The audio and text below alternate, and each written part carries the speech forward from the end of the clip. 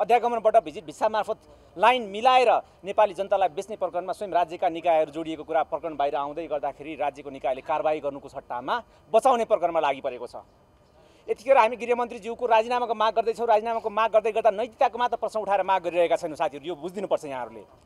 निकै लामो समयदेखि अध्यागमनबाट नेपाली चेलीहरूलाई मानव तस्करी गरेर विदेश पठाइँदैछ भनेर गरेको उजुरीलाई गृह मन्त्रालय तत्कालीन अवस्थामा छानबिन गर्नुको सट्टामा ओठे जवाब दिएर हामीले अध्यागमन कानुनअनुसार चलाएका छौँ भनेर टार्ने प्रयास गरेको थियो।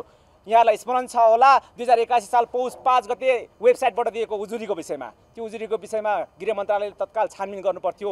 त्यहाँ रहेका कर्मचारीहरूलाई अनुसन्धानको दायरामा ल्याउनु पर्थ्यो र मानव तस्करी भएको छैन भन्ने सुनिश्चित गराउनु पर्थ्यो। तर ओठे जवाब दिएर टार्ने प्रकरण गरियो। जब गृह मन्त्रालय स्वयंले जसले नियमन गर्नुपर्ने हो, जसले नेपाली जनतालाई बचाउनु पर्ने, उद्धार गर्नुपर्ने, उनीहरूलाई बचाउनुको सट्टामा अझ त्यो तस्करलाई प्रश्रय दिने गरी, त्यो मानव बेचबिखन प्रकरणमा जोडिने गरी नै व्यवहार देखाउने गरी अध्यागमन कानुनसम्म चलिरहेको छ भनिरहेको थियो र प्रत्येक दिन नेपाली जनता बेचिरहेका थिए। विशेष गरी नेपाली चेलीहरू त्यहाँबाट बेचिरहेका थिए र बेचिने प्रकरणमा यिनीहरू जोडिरहेका थिए, पैसा असुलिरहेका थिए, करोडौँमा पैसा असुलिरहेका थिए।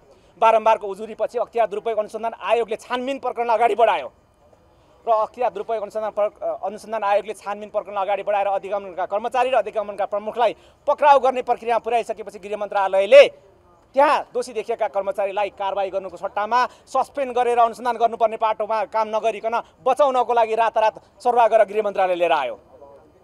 अब यहाँ गृह मन्त्रालयले मानव तस्करीसँग जोडिएका विषयलाई कारबाहीको दायरामा ल्याउनु पर्ने हो कि बचाउनु पर्ने हो त? यतिखेर त्यसकारण हामी गृहमन्त्रीको ज्यूलाई नैतिकताको प्रश्न सोधिरहेका छैनौँ। उहाँलाई दोषीसँग जोडिएर हेर्ने शङ्काको दायरा निकै फराकिलो भएको छ, तथ्य र प्रमाणहरूले जोडेको छ। त्यसकारण आज हामीले गृहमन्त्रीको जवाब खोजिरहेका छैनौँ, नैतिकताको रूपमा मात्र उहाँको राजीनामा माग गरिरहेका छैनौँ। उहाँलाई अनुसन्धानको दायरामा ल्याउनको लागि उहाँको राजीनामा सबैभन्दा पहिला न्यूनतम माग हामीले राखेका छौँ र अनुसन्धानको दायरामा ल्याएवरी उच्च स्तरीय न्यायिक छानबिन समिति गठन गरेर यो सत्य तथ्य छानबिन गर्ने र दोषीलाई कडाभन्दा कडाई कारबाही गर्ने र आगामी दिनमा नेपाली जनता राज्यकै निकायबाट बेच्नुपर्ने प्रकरणबाट मुक्ति पाउनको लागि राष्ट्रिय स्वतन्त्र पार्टीले सुशासन तर्फबाट माग गरेको छ। यहाँनिर गृहमन्त्रीज्यूले अध्यागमनको हाकिमलाई अख्तियार दुरुपयोग अनुसन्धानले छानबिन गरेर पक्राउ प्रकरणमा अगाडि बढाएपछि सरुवा गरेर ल्याएर पुरस्कृत गर्दै गर्दाखेरि कारबाही भनिन्छ। यदि साँच्चै कारबाही हुन्थ्यो भनेदेखि त गृह मन्त्रालय सस्पेन्ड गरेर अनुसन्धानको दायरामा ल्याउनु पर्ने होइन र अरू 15 जना कर्मचारी त्यहाँबाट सरुवा गरेर अर्को निकायमा पठाउँदै गर्दाखेरि यसलाई कारबाही भनिन्छ। कम्तीमा पत्रकार साथीहरूले यसको गम्भीरता र नेपाली चेलीहरूलाई विश्व बजारमा अन्तर्राष्ट्रिय जगतमा लगेर बेच्ने र नारकीय जीवन बिताउन बाध्य पार्ने निकाय स्वयं दलाल होइन रहेछन्। स्वयं यो सरकार सञ्चालन गर्ने सरकारी संयन्त्रमा रहेका राजनीतिक नेतृत्वमा रहेका मान्छेहरू रहेछन् भन्ने कुरा प्रमाणित भएन यसले।